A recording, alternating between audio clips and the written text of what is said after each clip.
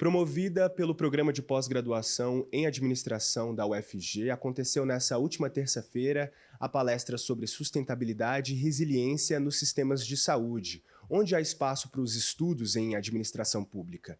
Nesta palestra, a gente discute esses conceitos. Eu sou Gustavo Soares, sou um jovem adulto de pele clara, tenho os cabelos castanhos escuros curtos e uso barba. E na minha companhia está Marco Pascoaloto, ele que é o palestrante, professor da Faculdade Universidade do Minho, em Portugal. O Marco se identifica como um homem branco, de cabelos castanhos escuros, encaracolados, curtos, e também usa barba. Marco, seja muito bem-vindo ao Mundo UFG e para a gente poder entender um pouco melhor, sobre o papel da administração pública nesse cenário de saúde pública. Como, afinal, a administração pode contribuir com a saúde? Primeiro, é um prazer estar aqui na UFG, na FACE, falando de um tema tão importante, um tema que a pandemia veio ainda mais à tona, sustentabilidade e resiliência. Então, se a gente traz para o cenário brasileiro, é do SUS, a gente está falando do SUS. Então, quando eu vim aqui na FACE, pelo convite, a gente tem que pensar como que a administração pública pode, então, colaborar um pouquinho com os estudos sobre sustentabilidade e resiliência de sistema de saúde, no caso do SUS. E aí é um mundo gigantesco.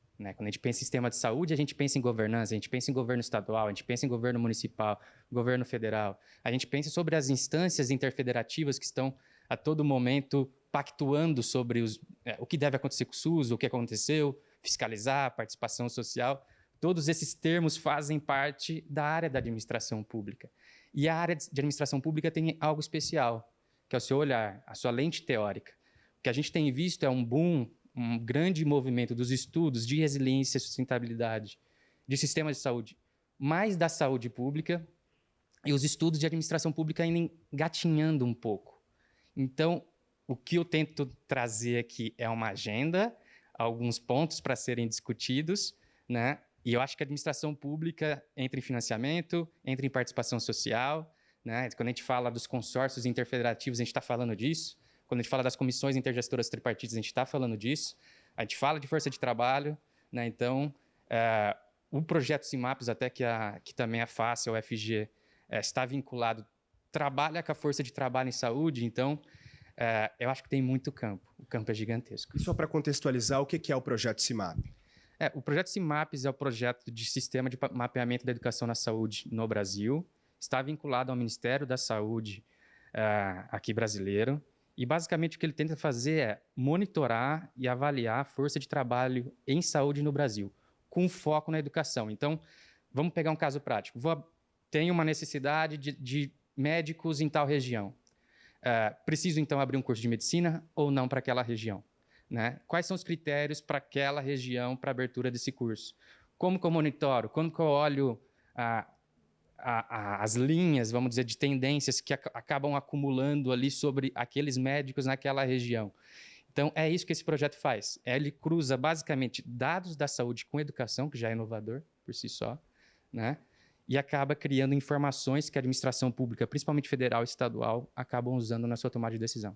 Perfeito. E se for para ilustrar, o senhor mencionou alguns, mas para ilustrar mais concretamente, quais casos você pode trazer que a administração pública contribui na saúde?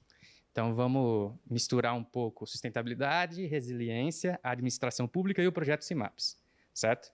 Então, veio a pandemia, certo? Eu tinha uma força de trabalho, médicos, enfermeiros, até aquele momento crescendo um pouco, certo?